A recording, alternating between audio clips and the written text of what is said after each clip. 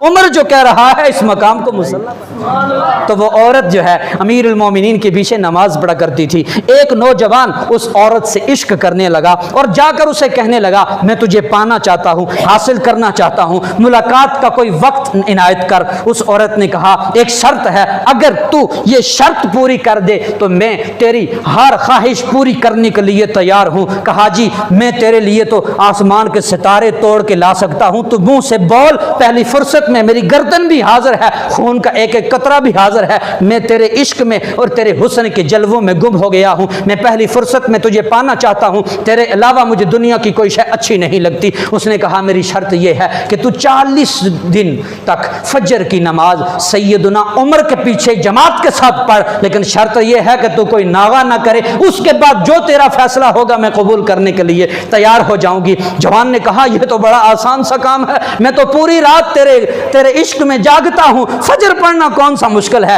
اس نے نماز فجر امیر المومنین سیدنا عمر مراد رسول کی اقتداء میں جب پڑھنا شروع کی، 40ویں فجر تھی اور عورت حسب وعدہ اس مقام پر منتظر کھڑی تھی کہ جوان آ رہا ہے اور اب اس سے دو چار باتیں ہو جانی چاہیے، ذرا دل کی کیفیت کو دیکھ لینا چاہیے، روحانیت اس کی کہاں تک پہنچی ہے، ذرا آشنائی ہو جائے۔ اللہ اکبر، وہ عورت اس کنارے نکر چوک پر منتظر کھڑی تھی اور یہ جوان سر جھکا کے پاس سے گزر۔ عورت بول کے پوچھتی ہے او جوان تجھے کیا ہو گیا، تو میرے لیے آسمان کے تارے توڑ کے لانے کے دعوے کر رہا تھا، آج تو نظریں چرا کر گزر رہا ہے۔ کہا ارے پلیے لوکے تو سائڈ پہ ہو جا، اب عمر نے میرا دل قرآن کے ذریعے رب سے جوڑ دیا ہے، اب نہ تیری طلب رہی ہے نہ تجھ سے کوئی عشق رہا ہے۔